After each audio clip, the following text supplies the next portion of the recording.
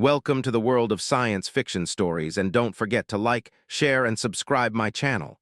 Enjoy the listening.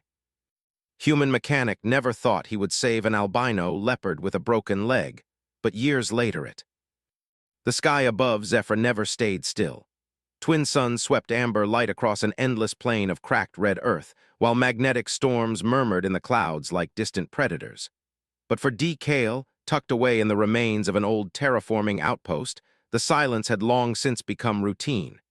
He repaired what he could, salvaged what he couldn't, and rarely expected anything new to cross his path, until one evening something did.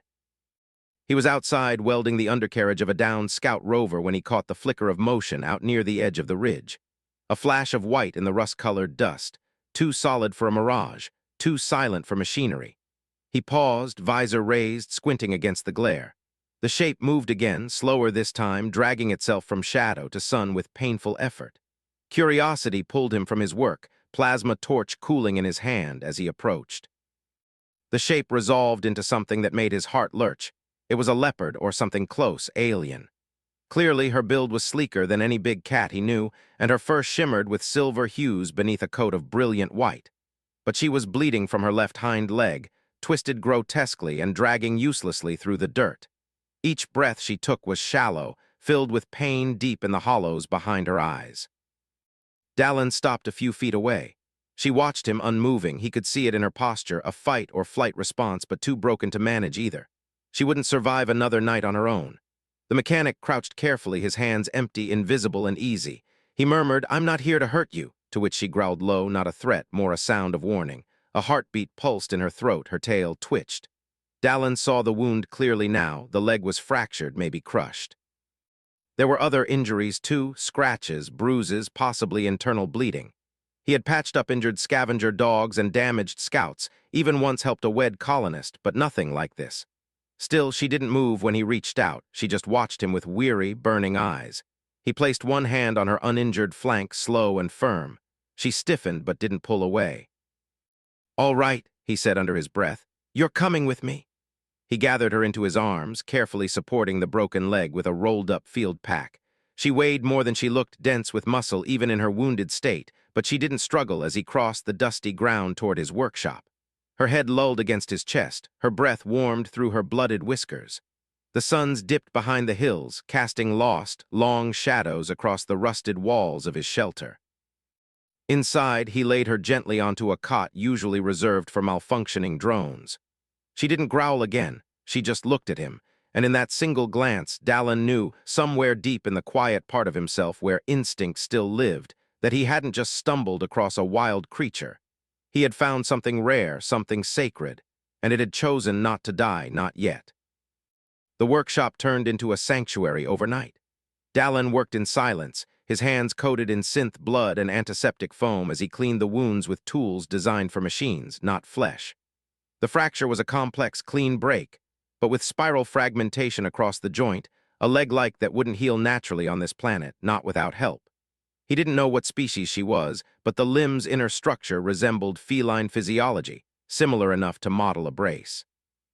He bent over the forge for hours, shaping a lightweight exoframe from spare drone plating, reinforced with shock-absorbent pads and fitted with adjustable tension cables. A crude creation, but strong and flexible, designed not for war but for survival the entire time. The leopard, AA, as he began to call her in his mind, never looked away. Even sedated, her eyes would drift open now and then, pupils narrowing in the low light as if daring him to give her a reason to distrust him. He didn't, and he murmured to her, explaining what he was doing. "You're going to walk again," he told her as he fitted the brace to her leg with the gentle precision of a watchmaker. "You didn't crawl all this way to die in my scrap heap." By the second night, her breathing had steadied, her wounds were cleaned and closed, and the fever had passed. She still couldn't move much, muscle loss and pain held her still, but she was no longer on the edge of death. Dallin made her a bed of thermal blankets in the corner, close to the generator's hum. He adjusted the lights to low and kept the door sealed. She ate in small bites from a dish of protein paste and purified water. Her teeth flashed once when he came too close, then retreated into calm. There was no trust yet, but there was understanding. She allowed his presence, accepted his care. Sometimes when he thought she was asleep, she would open one eye, watching him with the kind of awareness that sent chills down his spine. Not animal alertness, but something else.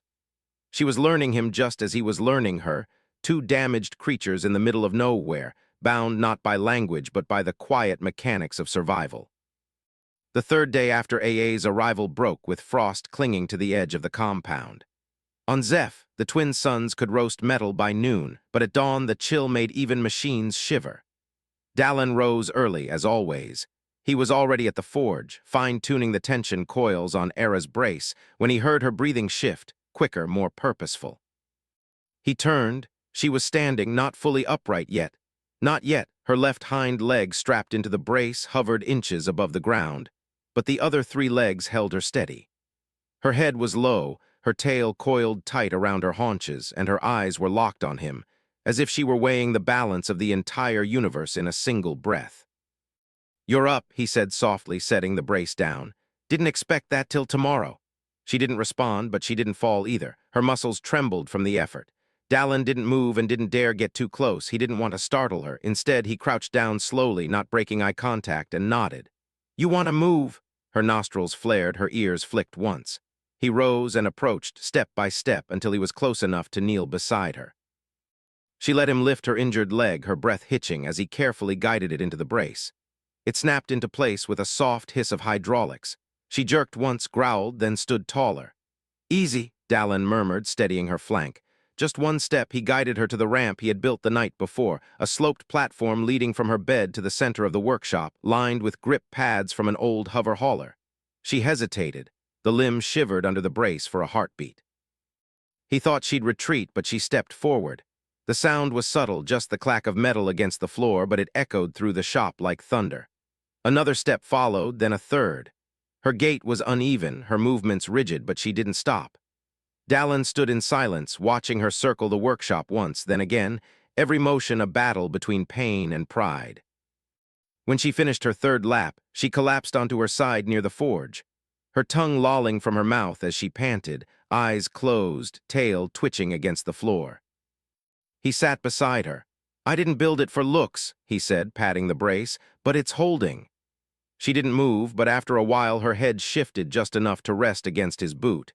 It was not a gesture of submission, it was trust, the kind not built overnight, but the kind that lasted.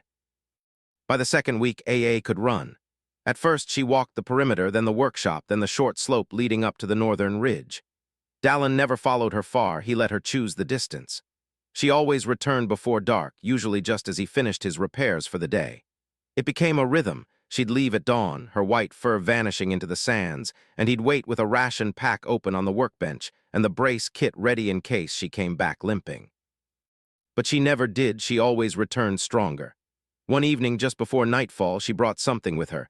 A kill, not prey exactly, but a scavenger drone, its core half crushed and still humming faintly. She dropped it at the workshop door and stared at him, chest rising and falling like she'd just run for hours. "You bring me broken things now?" he asked with a crooked smile. "I thought I was the fixer."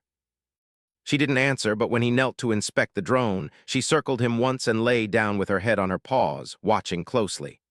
Dallin repaired the unit over the next 2 days. Curiously, the drone's memory was fried, but its sensors still worked. Thea stayed beside him most of the time, more relaxed now, her movements loose and confident. Sometimes he spoke to her about his life before Zephyra, about the war, about how he never asked to fight, about the people he lost, the friends who stopped calling. AA never answered, but she listened. By the 4th week, he noticed something different in the way she moved, not just freedom, but distance. Her gaze lingered longer on the horizon, her patrols stretched beyond the ridgeline, and her return came later each day. She knew the wild was calling her back, she was whole again. The brace remained, but it was just support now, not a lifeline. She could leave whenever she wanted. He didn't try to stop her. Instead, he left the compound gate open one night, placed her favorite ration out beneath the stars, and returned to his bunk without a word. When morning came, she was gone. No growl, no cry, no farewell, only her prints in the dust, leading away from the workshop like silver etchings across the sand. Dallin stood at the threshold, staring at the empty ridge. He whispered, "Good hunting, AA," and turned back inside. The days without her felt too quiet even for Zeph. The wind still howled across the flats and the power relays still buzzed overhead. Dallin still worked from sunrise until collapse, but something fundamental had shifted, like a piece of the landscape had gone missing, like gravity had weakened just slightly, throwing everything out of rhythm. He hadn't expected her to return. When wild things leave, they stay gone, especially wild things with purpose. But that didn't stop him from looking in the mornings. He paused at the ridge with his coffee, scanning the dunes for any trace of movement. At night he left the gate open, the floodlights dimmed. Not because he was waiting, he wouldn't let himself believe that, but because part of him had grown used to sharing the silence. She had taken more than space when she left. She'd taken the quiet companionship, the silent nod of existence, the knowledge that something strong and unbreakable was near. Dallin buried himself in work. He stripped a mining crawler down to its frame and rebuilt it from scratch. He dug new trenches for power lines, refortified the landing pad, and rewired the satellite dish that no one had used in 5 years. Anything to fill the space she had once curled into, like a sleeping storm. One evening, weeks later, a storm rolled in from the west. Zephyr storms didn't knock. They descended like judgment, roaring and full of sand. The sky turned black as the wind shrieked and lightning forked through copper-colored clouds. Dallin sealed the outer doors and braced the shutters, preparing for another long night of chaos. Then he heard it, a scrape, not metal, not wind claws. He moved fast, yanking open the inner hatch just as the outer door slammed inward. There against the storm stood AA, matted, soaked, filthy but alive and not alone. Flanking her, 3 smaller forms pressed close against her flanks, blinking into the wind. Their coats were white, dusted with gray spots. Their eyes glowed faintly in the storm light. Dallin stared, frozen, as she stepped forward and shook the dust from her body in a violent motion. The cubs followed, hesitantly sniffing the air, clinging to her side. She walked past him into the warmth of the workshop like she'd never left, like the place had always belonged to her, and she dropped something at his feet. Not prey, not a trophy, but a charm, braided of metal and bone, wrapped in woven grasses, primitive and handcrafted not by her but by someone else. A sign not just of survival, but of culture. She hadn't just returned from the wild. She had come from a place he didn't know existed, and she had brought him a message. She remembered, and she had returned not for help, but for home. The cubs adjusted quickly, too quickly, Dallin thought, as one of them, bold and reckless, already attempted to scale the shelves of his tool wall. Another had taken an unhealthy interest in the laser welder, and the third was curled up beneath his bench, chewing through a copper wire as if it were a bone. AA watched them like a goddess carved in alabaster, unmoving but alert. Her eyes tracked every motion, every stumble, every yowl. She intervened only when necessary, when one cub got too rough or too close to the heat coil. Otherwise, she let them explore. Dallin didn't know what stunned him more, their presence or how natural it felt. He hadn't planned for this. He didn't know how to be part of something again, but the cubs had no such reservations. They claimed the workshop as their jungle. The cot in the corner became a den. The broken drone case turned into a toy chest, and his spare shirts folded neatly on the work table became a new sleeping mat, thoroughly shredded and full of teeth marks. AA accepted his proximity now without hesitation. When he knelt beside her to check her leg, still braced but stronger than ever, she leaned into his hand. When he walked among her young, she let them tackle his boots, paw at his fingers, and chase the flickering glow of his tools. Something unspoken had passed between them, a transition from stranger to healer to something more. One night, after the cubs had finally collapsed into a pile of spotted limbs and twitching tails, Dallin sat beside the forge, staring at the stars through the half-shattered skylight.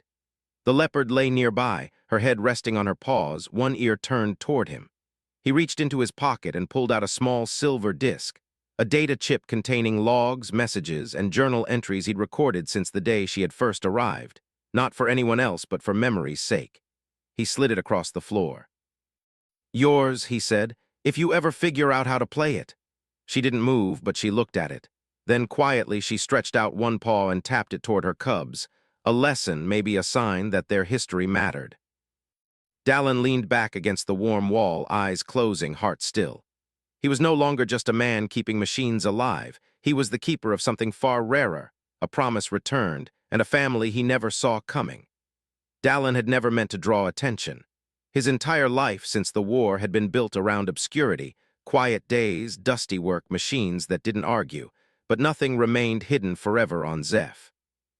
Word traveled in sparks and data carried by merchant runners and scavenger bands who passed through the outpost once or twice a cycle. It started when a supply pilot stopped in for fuel and saw the white blur behind the solar arrays. He said nothing at the time, but by the end of the month there were whispers across the Comnet of an albino predator prowling the edge of a forgotten settlement, walking alongside a man in a soot-stained coat. Then came the drone, black and narrow, the kind used by information traders, unarmed but fast. Dallin shot it down on instinct, but not before it got close enough to capture footage. He watched the charred remains fizzle on his workbench, his vice jaw clenched too late. The next day, 2 more drones flew past, high altitude, silent. He knew what that meant. The cubs sensed it at first. They moved less, stayed near the shelter, their behavior changed. She paced at night, stared longer into the horizon. When Dahl tried to distract her, she pressed her head to his chest like she had done the night he fixed her leg. Only this time her body was tense, her breath short. He built a shield grid, buried motion sensors in the dunes, and reprogrammed his old defense turret to recognize foreign tech signatures. He reinforced the doors and stocked the bunk with emergency rations, but deep down he knew it wouldn't be enough. Whatever was coming wasn't a scout, it was a hunt, and she knew it too. That evening Dallin didn't sleep. He stood by the cubs, head raised to the sky, tail twitching low and slow like a blade being sharpened by wind. Dallin sat beside her, cleaning the old rifle he hadn't used in years. "You're not going anywhere," he said softly. "They can't take what's not theirs." AA didn't blink, and for the first time she leaned her full weight against his side as if to say, "Then we fight together." They arrived at dawn, the sky bruised purple and red, and their ship dropped like a blade into the valley, sleek, black, too quiet for anything friendly. It didn't bear the marks of any government or trade company. These were collectors or poachers or worse, those who knew what she was, what she meant, and what she might be worth. Dallin stood in the open yard of the workshop, rifle slung low, eyes hard. Era stood beside him, unflinching. The cubs were hidden beneath the floor panels, just as they had rehearsed the night before. A voice crackled through the ship's external speakers. "Turn over the specimen, you won't be harmed." Dallin didn't answer. He lifted the rifle as the ship opened. What stepped out weren't soldiers. They were something worse. Cold, methodical men in skin-tight armor with hollow eyes and net launchers cradled like trophies. AA growled low and volcanic, and Dallin fired first. The shot clipped the shoulder of the lead hunter, throwing him back before the others could respond. AA was airborne, her white form slicing through the morning light like a phantom. She hit the second hunter full force. His scream was cut short. The third one raised his net, but Dallin's second shot turned the device into smoke and wires, and then the valley turned wild. AA moved like lightning, teeth and steel, every inch of her a blur of vengeance. The cubs burst from hiding, smaller but no less furious, their yowls sharp and defiant as they circled the attackers like a pack of ghosts. One of the poachers tried to retreat to the ship, but Dallin sprinted forward, leapt, and tackled him before he reached the ramp. They struggled, fists and fury, until AA's shadow fell over both of them. The man looked up, and then he was gone. In the end, silence returned faster than expected.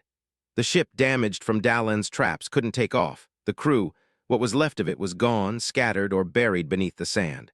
The compound stood untouched, but it bore new scars, claw marks across the walls, laser burns in the dirt, shattered tech scattered like bones. Dallin slumped against the wall, breath ragged. Illa lay beside him, one paw bloody, her flanks scratched but proud. The cubs returned slowly, circling him, chirping softly as they nudged his boots and chest. He looked at them, wild and perfect, born of the desert and the stars, and then at her. "You brought them here because you knew," he murmured. "You knew they'd come."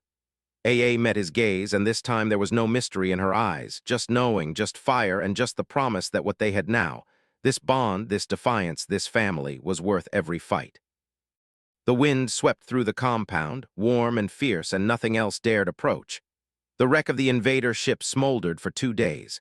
Dallin spent those days in near silence, methodically dismantling the remains with grease-stained gloves and a haunted look behind his eyes. Every wire he pulled, every circuit he crushed beneath his boot was a ritual not just to erase them, but to ensure they never came back. Illa kept watch. Her wounds were shallow, though the battle had cost her more than blood. Her gait had changed, not weaker, just heavier. There was weight in the way she moved now, a gravity that hadn't been there before. It was not fear, it was memory, and she would carry it in every step. The cubs stayed near her in those first days, mirroring her behavior. Flint stopped every shadow. Vale disappeared for hours at a time, only to reappear without a sound. Echo spent her time on the ridge, eyes scanning the horizon as if she expected more ships to fall from the sky. Dallin didn't talk much. He worked, reinforced the walls, rewired the shield grid, built a new turret from the ship's weapons, and fitted it with a neural tracker that synced to AA's vocal pitch. He told her this with a grin. "Now if you roar, they burn." She did, a roar once just to test it. The turret lit up, targeting an empty section of sand. Dallin laughed so hard he nearly dropped the wrench. The cubs scattered, terrified. AA looked at him with narrowed eyes and walked away, but that night she curled beside his cot, letting her tail brush against his shoulder. They shared meals in the quiet, never needing words. She listened when he fixed the forge, and she watched when she taught her cubs how to leap from beam to beam in the workshop rafters. Slowly, the damage faded. The compound was alive again, full of scuffed walls, claw marks, laughter, and silence. It had taken a war, but now it was no longer just a workshop, it was home. The next season brought cooler winds. Rain came once, and the children, no longer thought of as cubs, raced through the falling water like it was magic from another world. Dallin watched from beneath the awning, mug in hand, an old blanket over his shoulders. Illa sat beside him. She was different now, bigger, yes, sharper, but also more relaxed. Her body coiled less tightly, her ears less twitchy. He could touch her now without waiting for her to tense. She trusted him fully, and yet he knew something was changing. She began walking farther in the evenings, not just around the perimeter, but into the wilds out past the ridgeline where the sky seemed bigger. She always came back, but her fur was more windswept each time, her scent touched with strange flowers he didn't grow. Then one morning she didn't return with the sunrise. The cubs stirred uneasily. Dallin waited. An hour passed, then two. He didn't panic, but something ached beneath his ribs, sharp and cold. When she did return just before nightfall, she wasn't alone. Two others followed her, leopards like her, not albino, not wounded. One bore deep red stripes down its back. The other had a scar that crossed both eyes, yet moved as if sight were unnecessary. They came quietly, no growls, no posturing, and Dallin understood. She had gone to her people, and now she had brought them here, not to leave, but to show them what had grown in her absence, her family, her pack, her world. They spent the night resting beside the compound, curled under stars. Dallin didn't speak, he didn't sleep. He just sat on the rooftop with a blaster in his lap and peace in his chest.